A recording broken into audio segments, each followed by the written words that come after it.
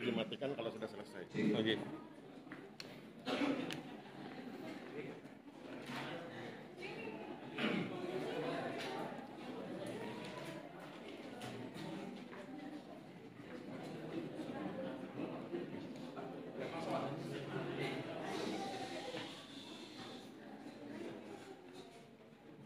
Mohon perhatian semuanya.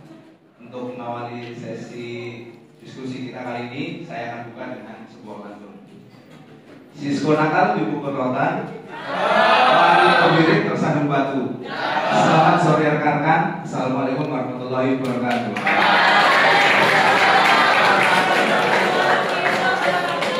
Baik, hari ini kita akan membahas tentang hasil penelitian dari senior kita, yaitu dengan Mas Akif Tazali Asgar.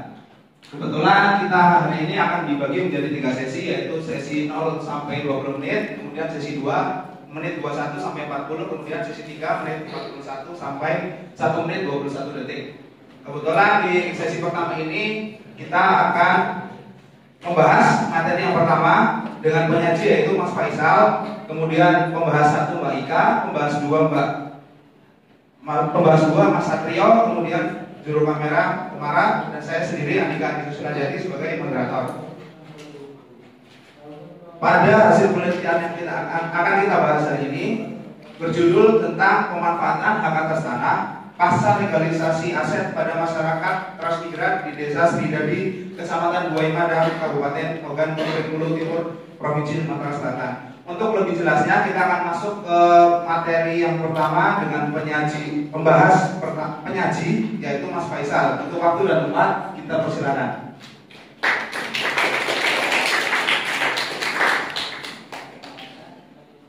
Assalamualaikum warahmatullahi wabarakatuh.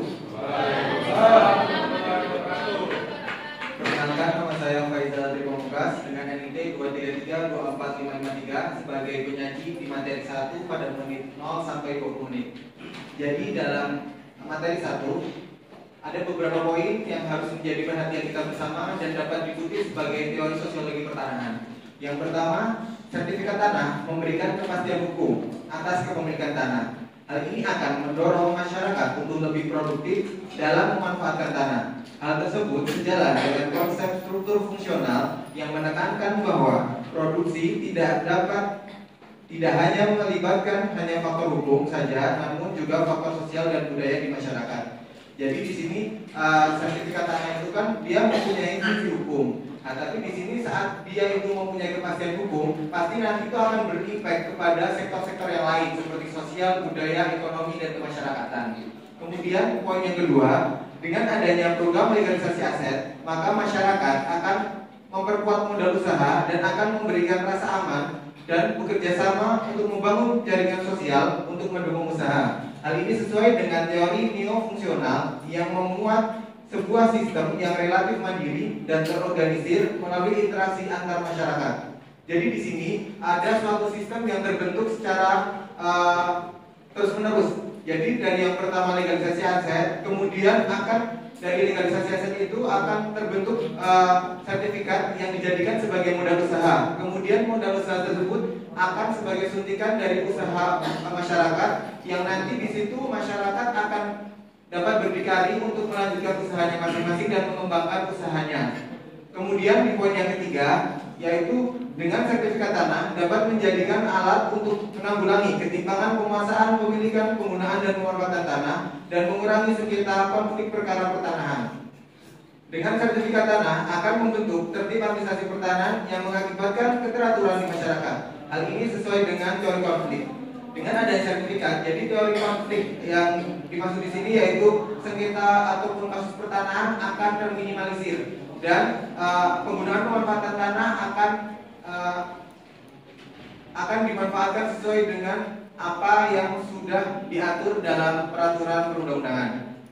Kemudian poin keempat, sertifikat tanah dapat menjamin kepastian hak atas tanah.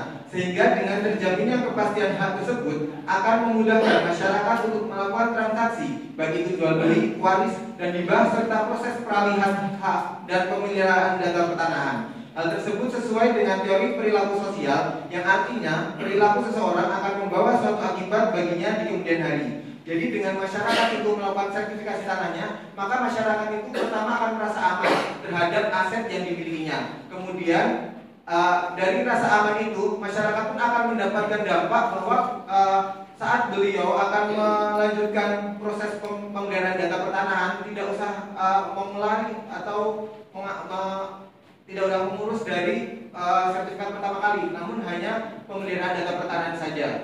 Kemudian poin yang kelima, yaitu sertifikat tanah dapat dijadikan sebagai tambahan modal usaha. Hal ini sejalan dengan teori aksi yang menyatakan masyarakat melakukan sertifikasi tanah untuk kemudian diagunkan untuk mencapai tujuan memenuhi modal usaha dan pengembangan pengelolaan usaha.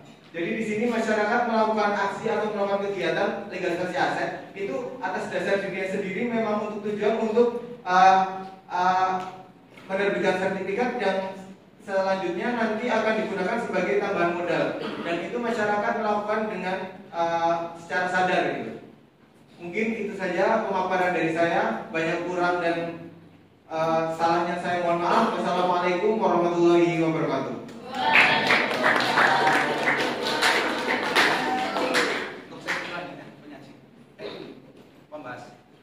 Baik, terima kasih atas penyajiannya dari Mas Faisal. Kemudian kita lanjutkan kepada pembahasan yang pertama, yaitu dengan Pak Ika Dini Pareha. Waktu dan tempat dipersilakan.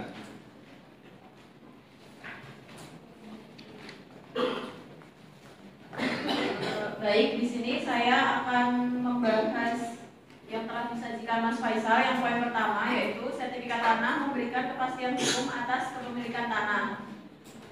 Pertanyaan saya, apakah benar sertifikat sudah memiliki kepastian hukum dan sudah pasti? Karena fakta di lapangan, di peta pendaftaran masih banyak bidang tanah yang tumpang tindih. Apakah itu bisa dikatakan pasti dan menjamin kepastian hukum?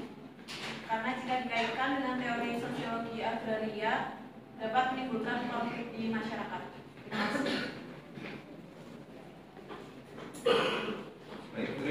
Baik, terima kasih kepada pembahas yang pertama, yaitu Mbak Ika Dini. Kemudian saya persilakan untuk pembahas kedua, yaitu Mas Satrio Minandika Sakti. Waktu dan tempat saya persilakan.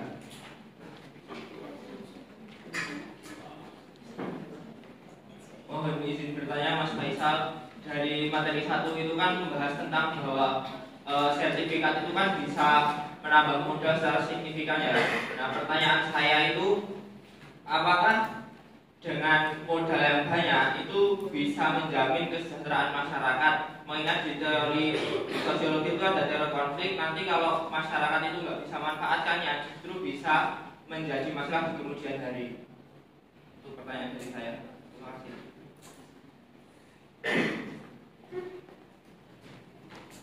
Baik, terima kasih untuk Mas Satrio atas pertanyaannya. Kemudian langsung saja saya berikan waktu untuk Mas Faisal untuk menjawab. Baik, izinkan saya menjawab pertanyaan dari yang pertama, pembahas 1 terkait dengan pertanyaan apakah benar sertifikat itu menjamin kepastian hukum. Di sini memang fakta di lapangan banyak sekali sertifikat yang bermasalah atau tumpang tindih. Namun sertifikat ini jika kita tidak tempuh untuk melakukan sertifikasi tanah, tumpang tindih itu juga nggak akan selesai. Jadi dengan kita melakukan sertifikasi tanah secara massal ataupun yang sekarang disebut PTSL, maka akan tahu mana bidang-bidang tanah yang mengalami sengketa konflik pertanahan, mana yang bidang-bidang tanah yang clean atau clear. Jadi di situ dengan kita melakukan sertifikasi tanah, memang tidak langsung kita menjamin kepastian hukum, namun dampaknya akan dirasakan di kemudian hari. Dengan nanti semua bidang tanah di Indonesia tersertifikat, maka terjaminlah kepastian hukum di situ. Mungkin itu dari saya. Kemudian terkait dengan pertanyaan dari pembahas kedua, terkait dengan apakah benar modal dari jaminan sertifikat sepenuhnya akan menjamin kelangsungan atau perkembangan dari usaha masyarakat. Memang tidak serta-merta dengan modal yang besar usaha kita akan berkembang, tapi harus ada pengelolaan dari sumber daya manusianya sendiri. serta teknologi dan inovasi yang dimunculkan dari masyarakatnya tersebut. Jadi nggak serta-merta dengan modal yang banyak akan menghasilkan output ataupun penghasilan yang juga banyak kalau memang masyarakatnya atau SDM-nya itu belum mumpuni dalam melakukan usaha. Jadi semua faktor harus kita berdayakan atau kita efektifkan serta dimaksimalkan. Jadi nggak cuma modal yang harus besar, tapi sumber daya manusianya pun harus baik. Kemudian teknologi dan inovasinya harus dimanfaatkan dengan baik juga, sehingga akan terbentuk peningkatan dari usaha masyarakat tersebut yang lebih baik dan lebih mendukung untuk kesejahteraan masyarakat. Mungkin itu saja jawaban dari saya. Terima kasih. Saya kembalikan ke moderator.